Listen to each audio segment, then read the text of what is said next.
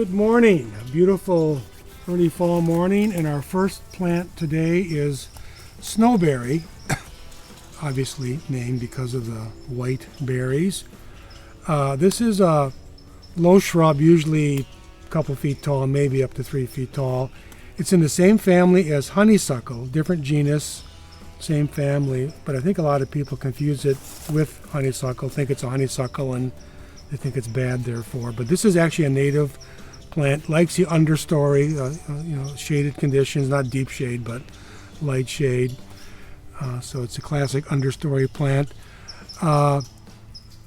In spring, it has loose clusters of pink flowers on the new wood. Most shrubs and trees, most woody plants bloom on old wood and last year's growth. This is one that blooms on new wood.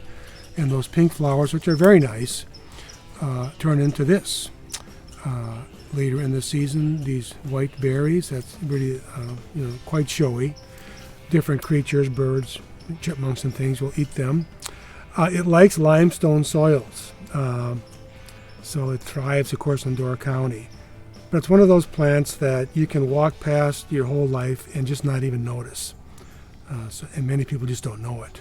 And again, when a lot of people see it, they think it's a honeysuckle because it has opposite leaves and looks like honeysuckle, so people start removing it, I think. But this is a good guy, a native plant, Snowberry.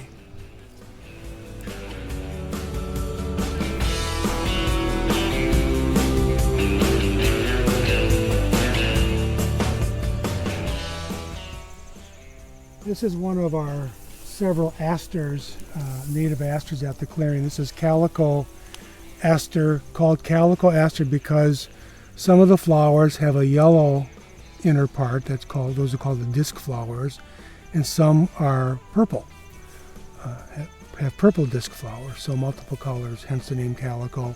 It's also called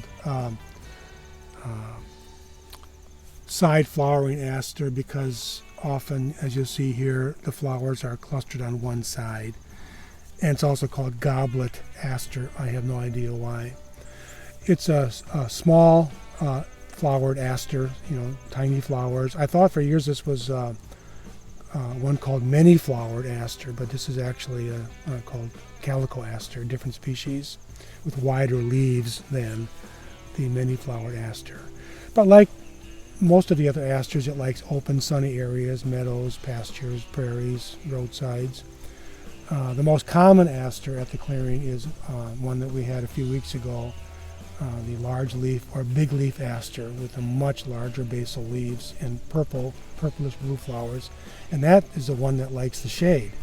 All the other asters like the sun, like this one, the Calico Aster.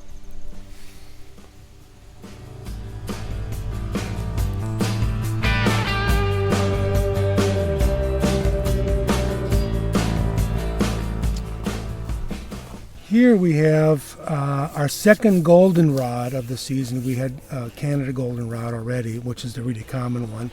This is Zigzag Goldenrod. Zigzag because of the way the stem zigs and zags from one node to the next.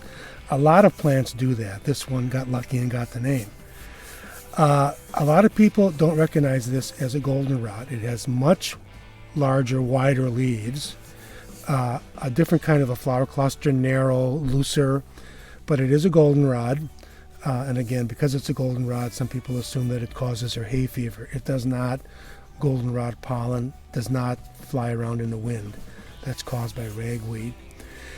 And this is also different from the other goldenrods in that it likes the shade. This is an understory plant in light shade, and that's why it has these wider leaves, because it has to have a more leaf surface to capture sunlight. So unlike the other goldenrods that are out in the meadows and pastures and roadsides, this one's in the woods. But a beautiful plant with a great name, Zigzag Goldenrod.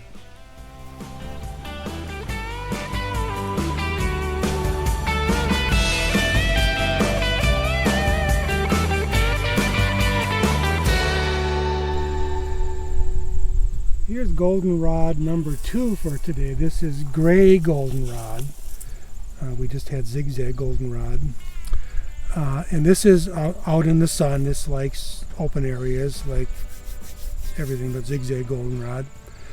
a narrow, long, narrow, kind of a wand of flowers that arches at the end. Gray, and you can't really tell very well now, but it has kind of grayish green foliage. That's how it got the name gray goldenrod. But a much different inflorescence. That whole cluster of flowers botanically is called an inflorescence. And there's a much narrower one than Canada goldenrod. Anyway, and not as common, but you see it poking up here and there. Gray goldenrod.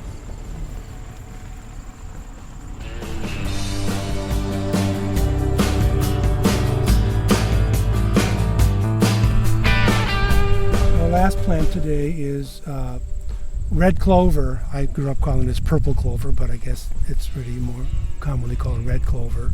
Looks purple to me though. Anyway, this is actually a non-native weed, and it can be quite weedy. I do have a soft spot for this. As a kid, we would commonly pick the flower heads and eat them because it's kind of sweet tasting. But it really is a very showy cluster of reddish purple flowers, and these pinnately compound three-parted leaves. This whole thing right here is one leaf. These are all the leaflets, the three leaflets, pinnately compound. Gets to be 1.5 feet, 2 feet tall sometimes, likes open areas. It's a legume in the pea family, so that means it fixes nitrogen. It can take nitrogen from the air and fix it onto its roots and take it in, so it's kind of self-fertilizing. All legumes do that. So here we have one of my boyhood favorites, red or purple clover.